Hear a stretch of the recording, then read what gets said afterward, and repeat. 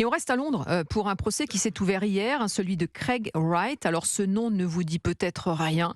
C'est un informaticien australien de 53 ans qui prétend être le père du Bitcoin et l'auteur du texte à l'origine de la crypto-monnaie en 2008.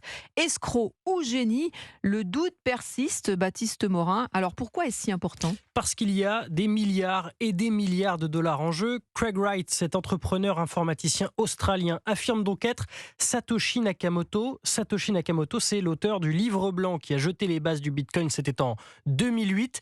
Mais personne ne sait qui se cache derrière ce nom. Et si cet Australien dit que c'est lui, eh bien les géants des crypto-monnaies l'accusent d'imposture et l'ont donc attaqué en justice. Ils ne veulent surtout pas qu'il mette la main sur les droits d'auteur du Bitcoin, explique la spécialiste Claire Balva.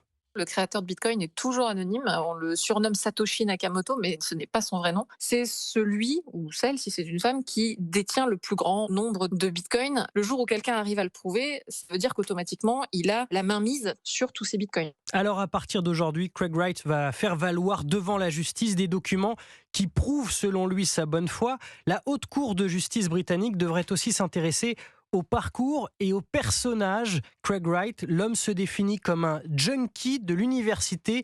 Il dit avoir obtenu pas moins d'une vingtaine de diplômes qui vont des mathématiques jusqu'à la théologie. Merci beaucoup Baptiste Morin pour cette histoire qu'on va évidemment suivre, chef du service économie d'Europe.